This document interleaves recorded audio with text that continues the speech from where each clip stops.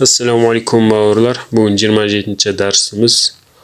Аллах сөзіндегі ләм әрпінің алдында әріп харекесі фатқа немесе дамма болса жуан, касра болса жіңішке оқылады. Қалғандары созу әріптері оқу барысында түсіндіретін боламыз. Аллаху. Аллах сөзінің алдындағы әріп фатқа болып тұр, жуан оқылады. Касра болса жеңіш оқылады. Мысалы, биллахи. Аллаху. Аллаху.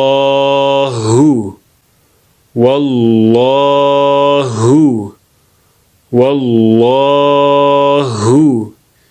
Миналлахи.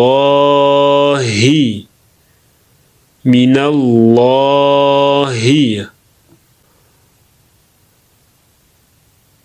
Rasulullahi. Rasulullahi. Billahi. Billahi. Lillahi. Lillahi. Min indillahi. من عند الله من آيات الله من آيات الله келесі ережеде алфавит күйінше оқитын боламыз және 6 әріп мөлшерінде созып оқимыз. Nun,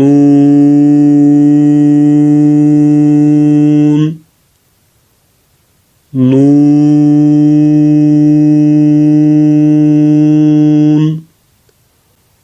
qaf,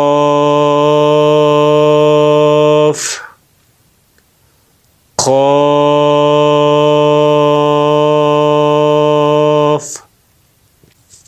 Тек үстінде осындай ерек сызық болған әріпті ғана осылай ұзын созып оқитын боламыз. Алиф лам мим. Алиф лам ра.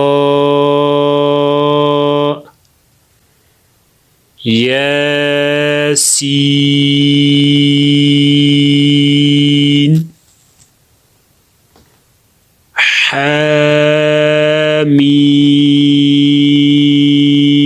Hamim.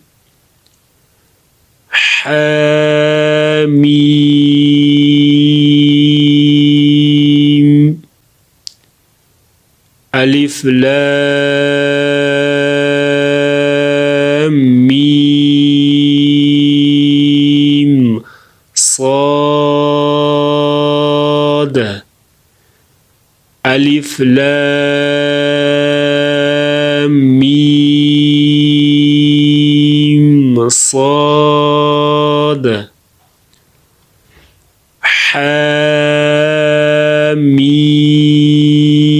Hamim ayn sin qaf.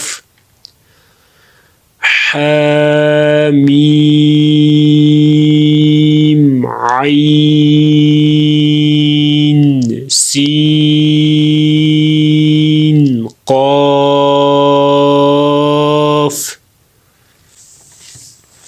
Келесінде де солай ерек сызық болған әріптерді 6 әріп мөлшерінде созып оқитын боламыз. Я айюха. يا أيها كما آمن كما آمن بما أنزل بما أنزل سواء سواء من السماء من السماء جاء جاء ولا الضالين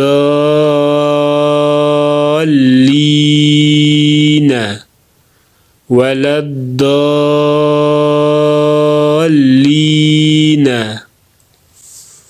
توبوا إلى الله توبوا إلى الله أولئك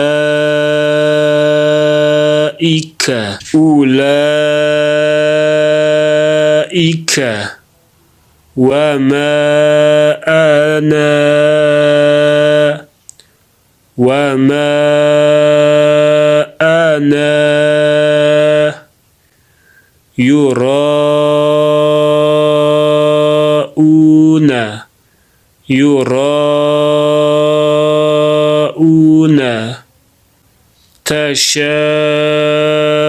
يراءون تشاءون